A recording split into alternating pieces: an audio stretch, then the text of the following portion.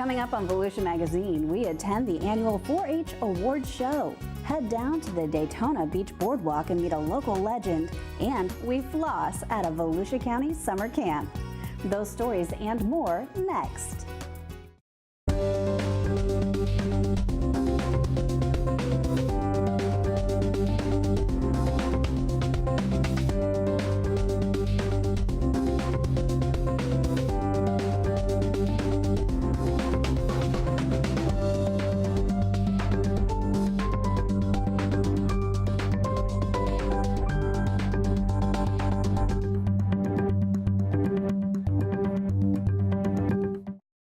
Hello and welcome to Volusia Magazine. I'm Amber Osman. 4-H'ers put in long hours throughout the year in activities and projects. Let's head out to their recent award show that recognized everyone's hard work.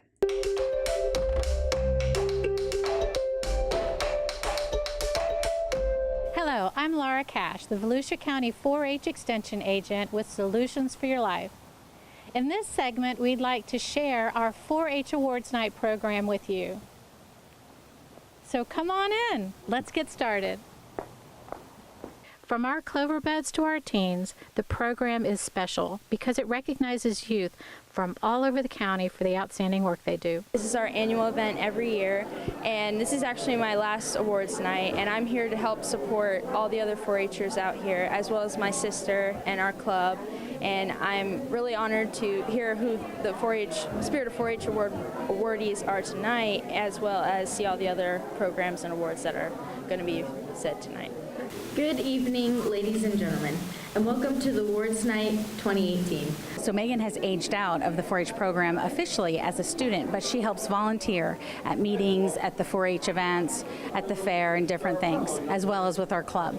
And Elizabeth is 13, so she's in the intermediate program, and so she follows in her sister's footsteps, and we work all together as a family with our club, and we work together with other clubs. I pledge my head to clear thinking, my heart to loyalty, my hands to service, my health to better living, for my club, my community, my country, and my world. Awards Night celebrates our entire year. Awards are given for record books, portfolios, scrapbooks, and exhibits. Clover Awards and Jacket Scholarships are given to youth for being well-rounded and for participating in many activities, from meetings to community service to competitions at various levels. We awarded our Showmanship and Horseman of the Year awards to those youth that exhibit not only excellence in the ring, but generosity and hard work out of it. Our county council officers were inducted in a moving candlelight ceremony. President, I pass on to you this light symbolizing the torch of leadership, and they are very ready to lead our program for the 2018-2019 4-H year. We also presented the Phyllis and Ken May Scholarship, a $4,000 scholarship to an amazing 4-H'er. Have you figured out who got it this year? Tell her congratulations. Brooke Miller, who is our retiring county and district council president, as well as the Florida 4-H Sergeant at Arms, received this great honor, and we know she will make us proud at UF. And we also recognize our volunteers, those wonderful individuals that devote their time, skills, and love to the 4-H'ers of our county. We could not have the excellent program we do without them. Our theme this year is the many sides of the clover. The youth want to show our community that in addition to cows, sows, and plows, we are a whole lot more. If you want your child to learn to be a leader and a responsible citizen, to cultivate lifelong friendships, and to develop life skills, join us and become part of Volusia County 4-H. And maybe your children will be recognized next year at Awards Night for their accomplishments. I am Laura Cash with Solutions for Your Life. The Atlantic hurricane season begins June 1st and continues through November 30th. Be prepared and take time to develop your emergency plans. Stock a 14-day supply of non-perishable food, water, and medical items for your family. Identify special needs for you and your loved ones. Discuss and create an evacuation plan. Remember, shelter should only be used as a last resort. For more information, visit volusia.org/emergency.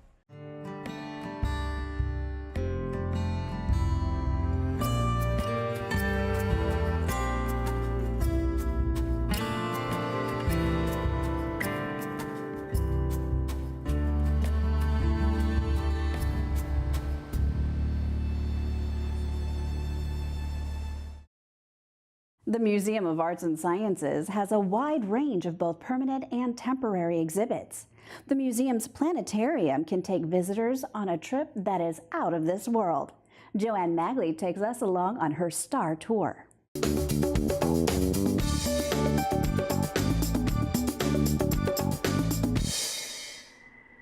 Imagine flying through the universe, exploring the stars, planets, moons, and beyond. With a visit to the Museum of Arts and Sciences in Daytona Beach, imagining becomes reality with the museum's state-of-the-art planetarium. This is a real state-of-the-art planetarium. This is so different to what we had before. The old projector, we had this amazing optical star projector that gave great pinpoint accuracy of all the stars, but that was all it could do. This new planetarium, we can actually fly you out in the digital projector, fly you all over the universe, go right out to the edges of the known universe, fly you back in, come right back to the museum. The planetarium has 2 state-of-the-art computers that run UniView, the most powerful astronomical software available. UniView is basically the entire universe in one handy database projected onto an aluminum dome. We have some of the newest projectors that are displaying on the dome.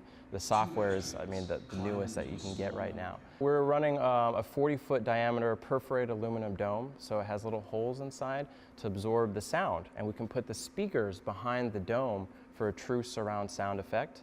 And the coating on the dome has the perfect reflectivity for the projector. And so you get the best contrast, the best color from the dome. And of course, with a dome, you can see all around you. The planetarium offers exploration and education shows geared towards families, young children, and school programs. But it's also a great experience for really anybody. The planetarium's laser shows are offered the second Saturday of each month. We have so many shows now that you can see. Become a member. Every time you come back, you can come and see a different one. We have all kinds of movies. We have the different planetarium day shows. And every day you want to come in and see if you're going out that evening, pop into the museum, you'll see what you'll be able to see if you're going out for a walk on the beach tonight. We'll show you exactly what you can see up in the sky that evening. Planetariums are obviously great for astronomy, but the one at the Museum of Arts and Sciences has the ability to reach beyond the stars, allowing instructors to teach art and history in an immersive way, using the technology to create new shows and educational programs. Though astronomy is its core mission, there's a world of possibilities.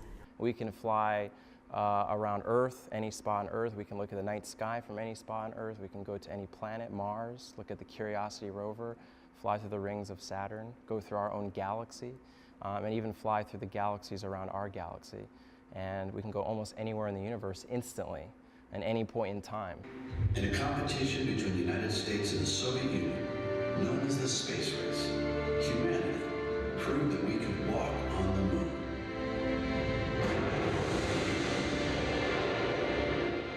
For Volusia Here and Now, I'm Joanne Magley.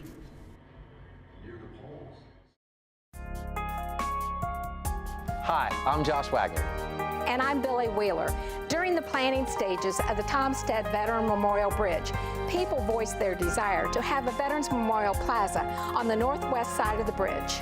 The Veterans Memorial Plaza will create a special place in our community for people to reflect and connect with our fallen heroes. The proposed concept for the new Veterans Memorial Plaza is estimated to be a $1.2 million endeavor. Your donation will help us create a special place in our community in which we can honor Volusia County veterans from all military branches and military conflicts. To help fund our Veterans Memorial Plaza, visit veteransmemorialbridge.com or call Volusia County Accounting at 386-736-5933. We appreciate your support to create this lasting memorial for those who have served and continue to serve our country.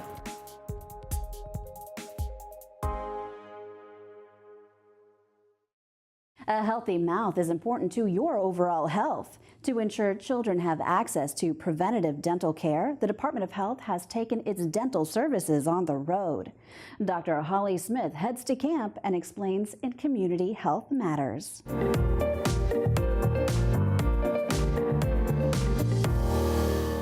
It's actually my first time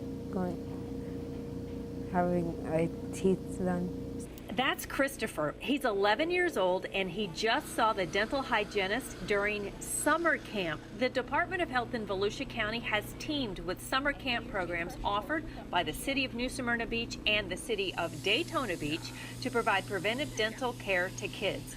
We caught up with the dental team at the Alonzo Babe James Community Center in Southeast Volusia. The population is the most vulnerable population here. A lot of the times, a lot of children cannot go to a dental home. Parents may be busy or parents can't get off work. So we go where the children are because we're trying to eliminate barriers to accessing dental care. The cost also can be a barrier for children who need dental care, so there is no cost to the parent for these dental services. That's to ensure children are on the track to good oral health. The only thing they need to participate is the permission of a parent or guardian. The hygienist will take it from there and will assess the child's oral health. Hygienists also provide nutritional counseling, fluoride treatments, cleanings, and dental sealants. Sealants are the most effective way to prevent a cavity. We place coating over the premolars and molar teeth to prevent decay. They are being assessed for dental decay to see if they have any cavities. If they don't have any cavities on the molars, we will place a sealant. However, if they have cavities, our hygienist cannot do that here, so we will refer either to our dental home in any one of our locations, which is Daytona, DeLand, or Orange City, or we will send the parent to their dental home if they have one. During the summer, these mobile dental teams visit these summer camps. During the school year, 2 dental teams visit elementary schools across Volusia County. They provide these same services during the school day in Title I schools, and that's because Title I schools have high numbers of children from low-income families. We have hygienists that's working, providing the services, just as we're doing here at Babe James, the sealants, the nutritional counseling, oral hygiene instructions, fluoride, and cleanings. We chose Title I schools because those are the most vulnerable children. They have the highest risk for decay. It takes the dental staff the entire school year to visit all of Volusia's Title I elementary schools. That gives each child the opportunity to have their teeth checked once during that school year. What our goal is to try to get as many 5th graders to turn in permission slips, because it is very important that we see them just in case they never get to go to a dentist again. And if we seal those teeth, that could prevent them from having dental issues in the future. Here's an example of the type of impact this program has. Over the school year that ended in 2018, the school-based dental team saw nearly 8,400 students, and they sealed nearly 20,000 teeth. That was done during the school day in Volusia's public elementary schools. Each of the students and all of those summer campers who participated received goodie bags from the dental team. Inside is a toothbrush, toothpaste, a package of floss, and a timer. And remember, the dental services and the goodie bag are provided at no cost to the parent. After taking her turn in the dental chair, 10-year-old Emily has some advice for other children. To brush your teeth every day, twice a day.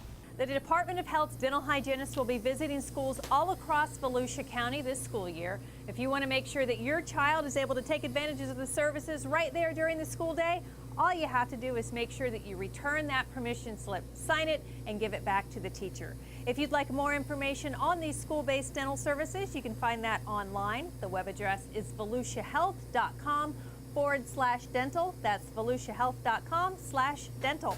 For the Florida Department of Health right here in Volusia County, I'm Dr. Holly Smith.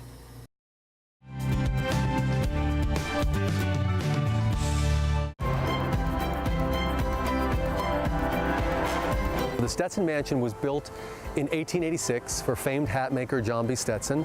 I'm sure someone in everyone's life out there knows someone that has a Stetson hat. This was his winter retreat.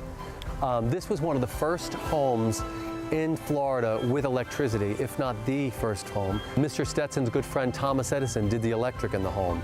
This was the largest, grandest, most historic home ever built in the state of Florida prior to the 20th century. This is actually considered now Florida's most historic home. This was a place that Mr. Stetson chose to come to make a destination for his friends up north. So not only did he come here and build this spectacular mansion, but he also endowed, at the time, DeLand Academy, and it was named John B. Stetson University. And because of his involvement and his becoming part of the Central Florida community, he spurred the growth of other industrialists of the Gilded Age to come on board and start doing the same.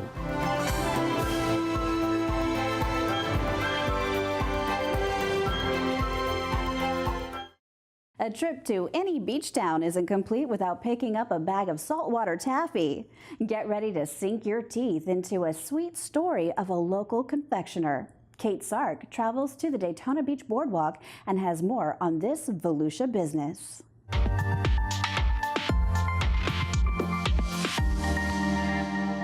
a kid in a candy store, aren't you?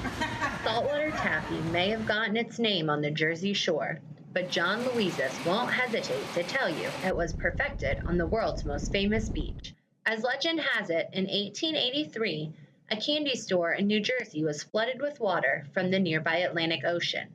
Determined not to close, the owner continued with business as usual.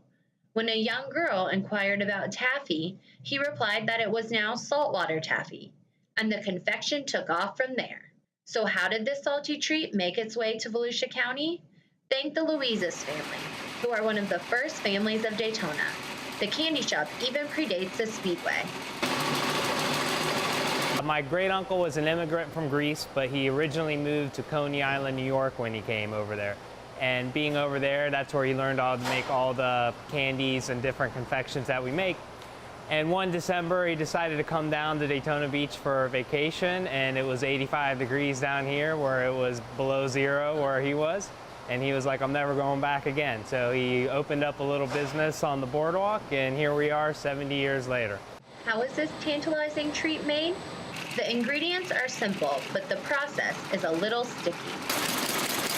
The main ingredients of taffy are sugar, corn syrup, flavoring, and coloring. Taffy is a pretty extensive process from the very beginning of when we start a batch of taffy to the final time where it's packaged and weighed.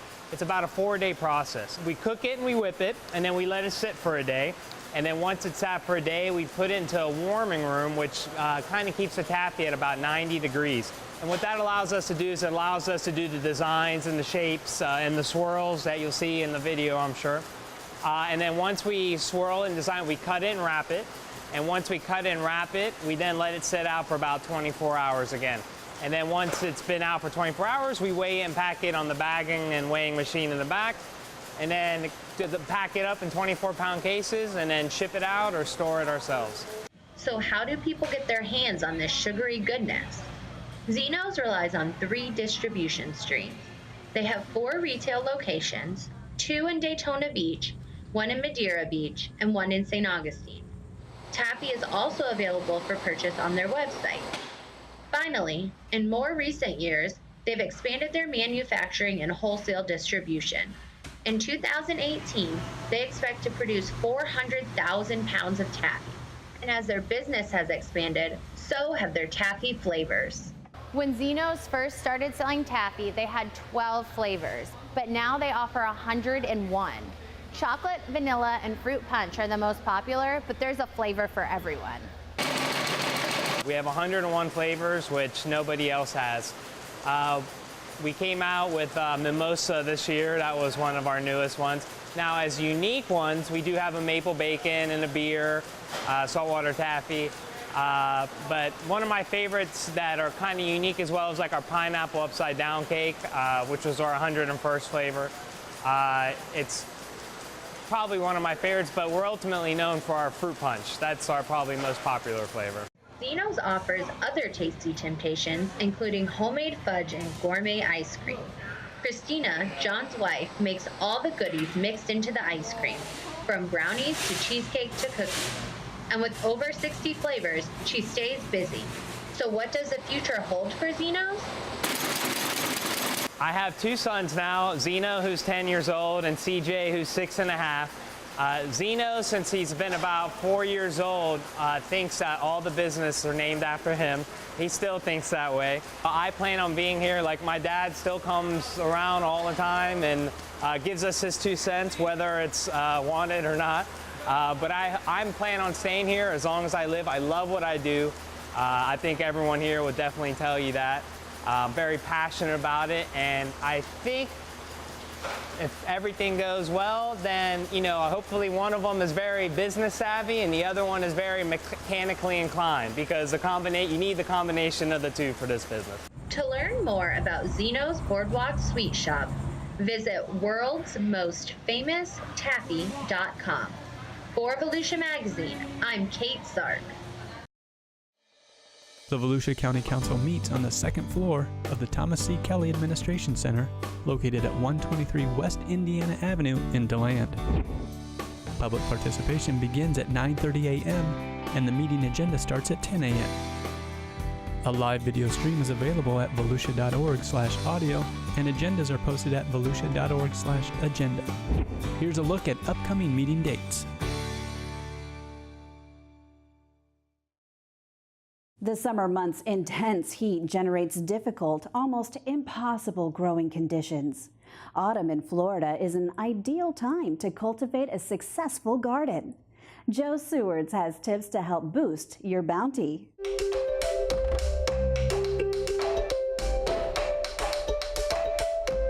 Hi, I'm Joe Sewards, and welcome to Solutions for Your Life. Today we're going to talk about preparing for the fall vegetable garden. As you know, I've been talking a lot about vegetable gardens over the last few years. It's a subject that's near and dear to my heart, and I think it's important for us to get back to learning how to grow at least some of our food. And fall is a wonderful time to grow food. So summer is not the ideal time to grow a lot of fruits and vegetables. You can grow sweet potatoes, you can grow some corn. I'm standing here next to sugar cane. You can grow black-eyed peas, okra, and eggplant, a few herbs, maybe a couple of varieties of peppers, but that's really about it. For the most part, in the summer, your garden should be dormant, and we're going to show you some of the things that you can do to help prepare your garden for the fall. One of the things that we do in the summer here in our demonstration garden is we solarize. And basically that's covering a garden plot with clear plastic, allowing the sun to penetrate the plastic. It heats up the soil. It can get as hot as 140 or 150 degrees under there. And that's hot enough to kill weed seeds, nematodes, soil-borne insects and pathogens, so that when the fall garden comes around and you're ready to plant, all you have to do is you take the plastic off of the garden and you're ready to plant. No weeds to deal with. You don't have to do any backbreaking labor to pull weeds and get the garden ready. You're essentially ready to go. So it saves a lot of work during the summer, and then when you're ready to plant, it saves a lot of work then too. For those of you who are new to Florida, you would be amazed at the number of things that we can plant in the fall. And fall is a great time to garden. Some of the resources we have available are fact sheets, we have books, we have videos. If you need more information, all you have to do is call your local county extension office. Here in Volusia County, our number is 386-822-5778, or you can go to our website at volusia.org/extension, and we will be able to help you find the information you need to grow a successful fall garden. Some of the crops that you can grow in the fall include any of the cole crops. And what I mean by cole crops are things like cabbage, broccoli, Brussels sprouts. You can also grow turnips and beets and carrots, lettuce, any of the leafy green vegetables. Collards are another one of the cole crops. And with some protection, when it starts to get cold, you can successfully grow peppers, squash, cucumbers, tomatoes. And then the real prize in the fall here in Florida is strawberries. If you live in an apartment, if you live in a condominium, if you live in a situation where you have bad soil and it's difficult to grow things, there are still ways that you can grow vegetables as well. You can grow things in containers like we have here. You can grow in raised beds. We also have those here for you to see at the County Extension Office. You can also grow things hydroponically. And when I say the word hydroponics to some people, that's very intimidating. And the first thing that comes to mind is, wow, that's going to be expensive. But hydroponics really isn't as expensive as you think. In fact, the labor that you save, the time that you save, the work that you save, that easily offsets the expense. Plus, most hydroponic systems, the expense is a one-time expense, and then you just simply replenish soil or growing media and your plants. And really, in the long run, I think hydroponics can be less expensive, especially in a small gardening situation like an apartment or a condominium, and it's not as difficult as you think. With Solutions for Your Life, I'm Joe Sewards. Stay connected with the latest Volusia County news, events, and updates on our social media channels. Like and follow us on Facebook and Twitter. Catch up with previous stories on YouTube, or just head over to our website, volusia.org. That wraps up this edition of Volusia Magazine. Thank you for spending part of your day with us. If you have any questions about the show, you can feel free to give us a call at any of the numbers you see listed here, or you can log on to volusia.org and click on the News tab at the top of the screen to find us. And we hope you won't forget to listen to Volusia Today. That's Volusia County Government's weekly public radio broadcast. Volusia Today airs every Tuesday, Wednesday, and Sunday mornings on the local radio stations you see on your screen. For Volusia Magazine, I'm Amber Osmond, and I hope you have a wonderful evening. Our staff travels throughout Volusia finding things that make our county a great place to live, learn, work, and play. However, circumstances can change. We encourage you to check ahead before when planning a visit to any of the places featured on the program.